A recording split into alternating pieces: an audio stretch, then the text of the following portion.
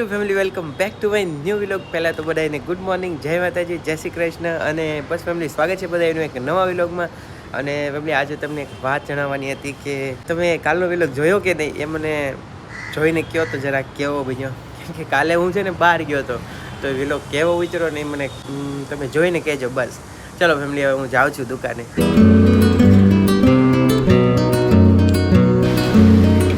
તો અત્યારે દુકાને આવી ગયો છું અને આ કાચા કેળા લાવ્યા છે. તો આ મતલબ કે એટલા જ નથી ફેમિલી, ઘણા બધા છે. તો 20 કિલો કેળા છે, તો 20 કિલો કેળાની આપણે વેફર બનાવવાની છે. જે મરીવાળી આવે છે ને રાઉન્ડ શેપમાં, એ વાળી બનાવવાની છે. તો ચલો ફટાફટથી ફેમિલી આપણે વેફર બનાવી લઈએ.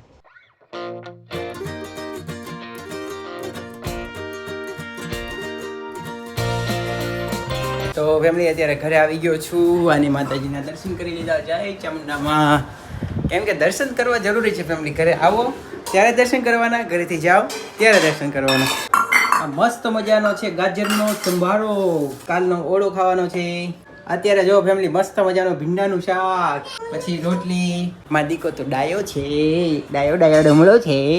જો તે છુપાઈ ગઈ છો, હમણાં આવગલી કરશે.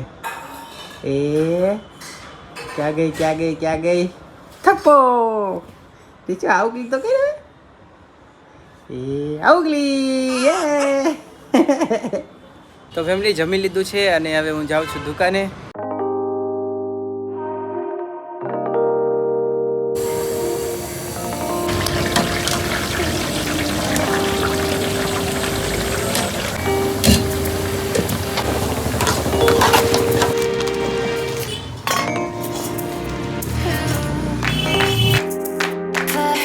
તો ફેમિલી, અત્યારે ઘરે આવી ગયો છું અને તમે જો કેટલા વાગી ગયા, 10:15. થોડી પહેલા તો માતાજીના દર્શન કરી લઈએ. જય ચામુંડામાં.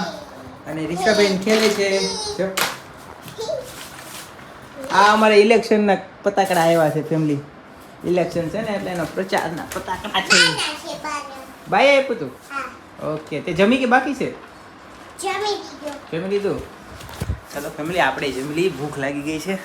જમવામાં આજે છે, આ શેનું શાક છે? દૂધીનું શાક, પછી પાપડ, રોટલી, દૂધી બટેટા.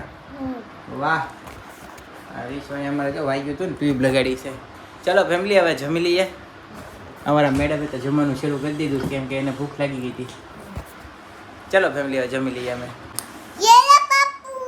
લાવો બેટા, ચાલ. ક્યાં રહી ફેમિલી? રીશવાએ બનાવ્યું છે મારી માટે આવું કંઈક જમવાનું. આ શું છે? બર્ગર છે રીશવા? તો ક્યાં છે? હે? હા. ઓકે, ચાલો જમી લો.